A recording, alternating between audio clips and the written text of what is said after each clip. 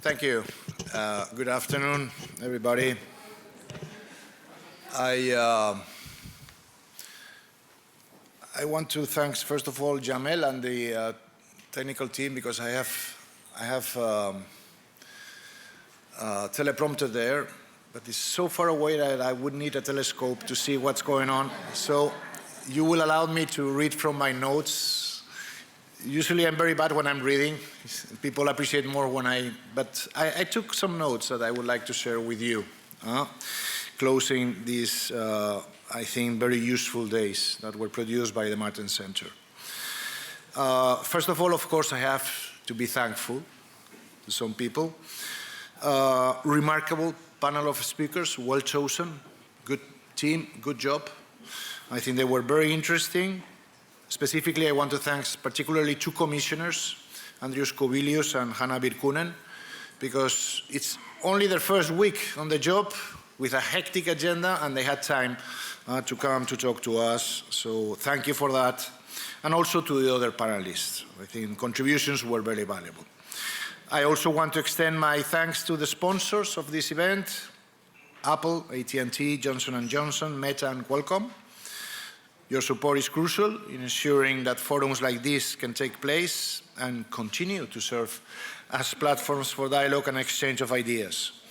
Also, a special thanks for you, audience, both here in person and following us online. Your participation is what truly brings these discussions to life. And last, but certainly not least, I would also like to congratulate the organization of this event.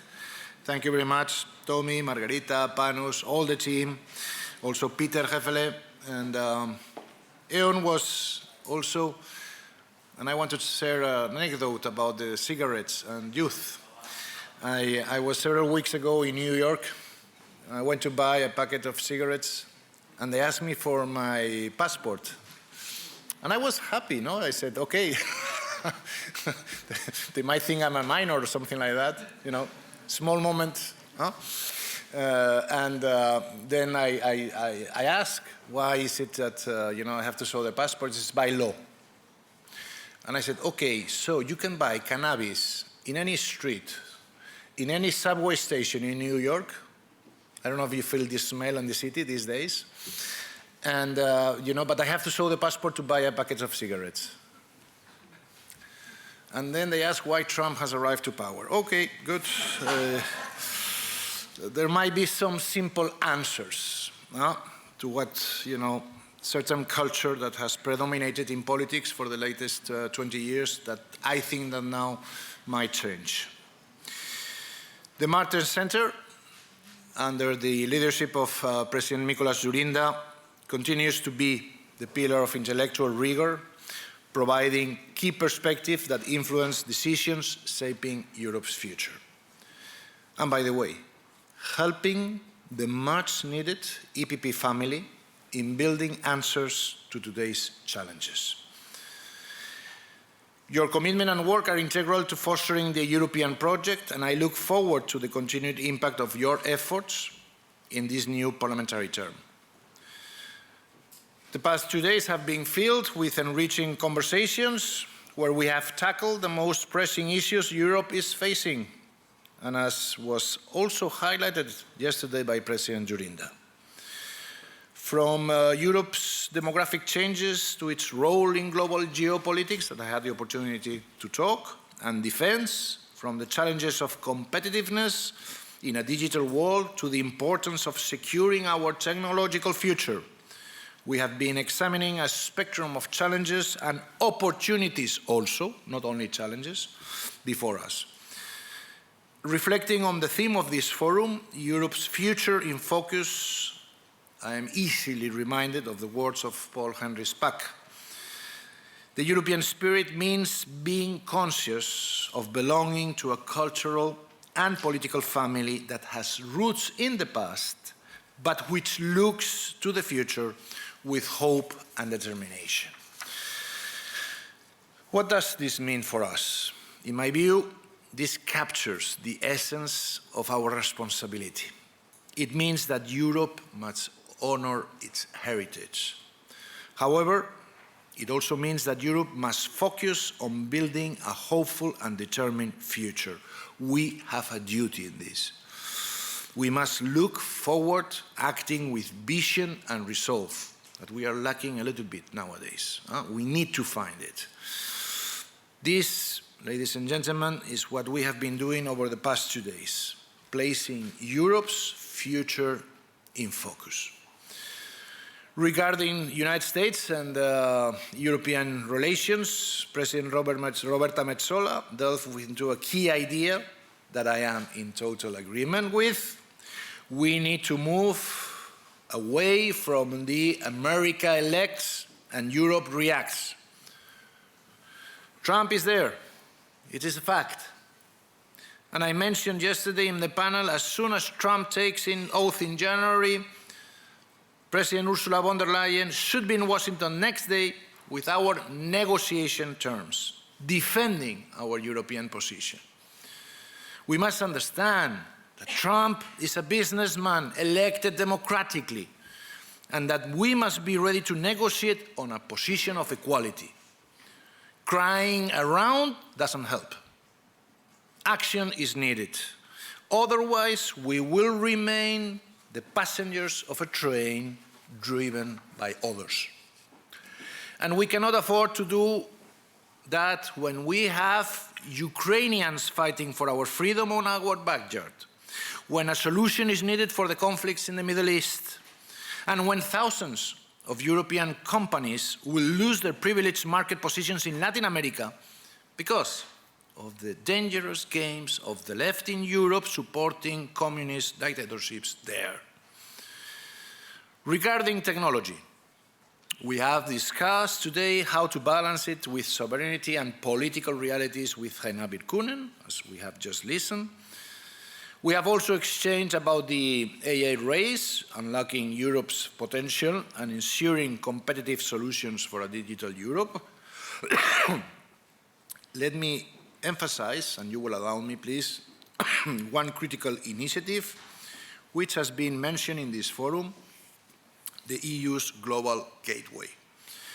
This initiative is essential for fostering secure, sustainable and high-quality infrastructure worldwide, strengthening Europeans' geopolitical influence and promoting the values of transparency and trust.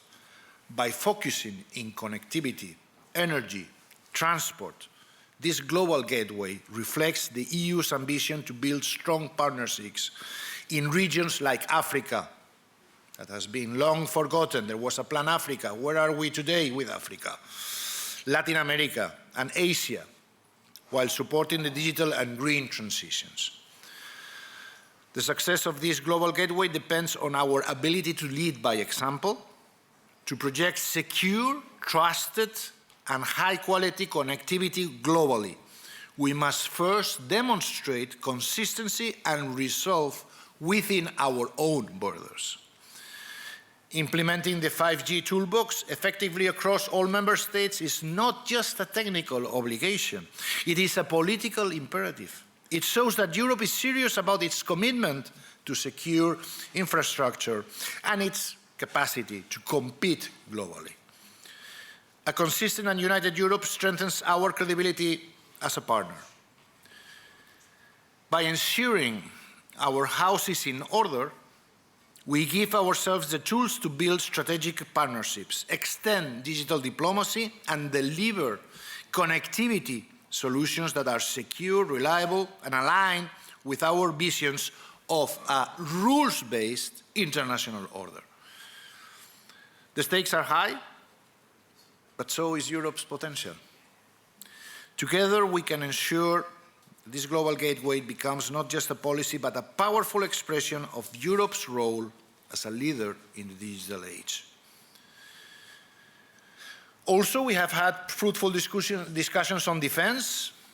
As we have just seen with Andrew Scovillio's intervention, we are on a new European defense policy. Some years ago, not 3-4 years ago, I was member of the subcommittee of defense, which I now think that will become a full committee in the European Parliament. We have a commissioner for defense. Things are changing. People that were criticizing us, the small group that we were dedicated to European defense in the past, now everybody's on board. Very enthusiastic, also from the left. Okay, welcome, good. It's about time. Challenges that we are facing, we cannot do it alone, and we have to, I know this is hard, but we have to pay for our defense. We have been decades living under the umbrella, security umbrella provided by others. It is time, as for now, and Ukraine was clearly the wake-up call to act for our defense. If we want to survive in this complex geostrategic panorama around us, we have to pay for our defense. There is no other way around it. Sorry, I'm repeating, but it's clear. In this regard, as my good friend Klaus Welle mentioned, in terms of financing, defense needs are urgent and investing in defense must be a priority. It is indeed, as he mentioned, a very welcome development to now have a Commissioner of Defense. One alarming issue that stood out over the past 2 days was the rise in votes for the extreme right. I believe voters are not to blame. This vote is a reaction to something people didn't like, be it wokeism, extreme also left positions, and extremist thinking. It is our duty as so-called traditional politicians. I'm very proud of that, ladies and gentlemen. I don't want to be in the other side. I want to be a traditional politician.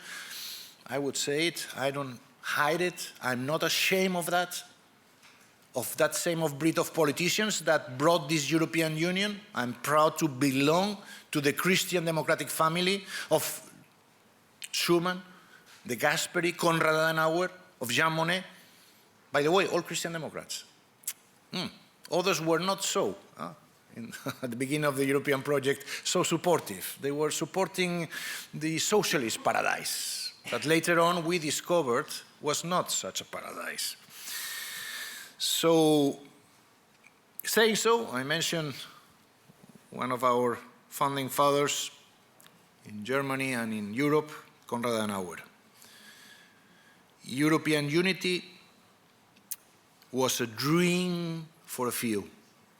It became a hope for many, and today, I couldn't agree more, is a necessity for all of us. Europe's unity is no longer a choice. It is the foundation on which we have to build our future.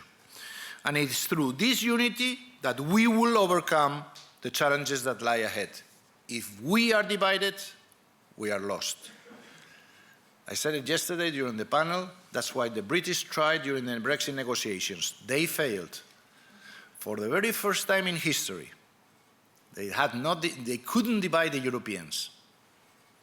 So that's what we have to do this now. In our negotiations with Trump and with our relation with whoever outside of this European Union, that's what we have to do. I hope that our governments also will think about this, will have a reflection, and this will be our position for the future. Let us leave now this forum with a renewed sense of purpose and determination. The decisions made in the coming years will shape the future of Europe. This has been the responsibility of the EPP for many years, and it will continue as I see things the same way. And I am confident that together we will rise to meet the challenge. Thank you, all of you, for your engagement in this forum and your dedication for this our united and let's hope prosperous Europe. Thank you very much.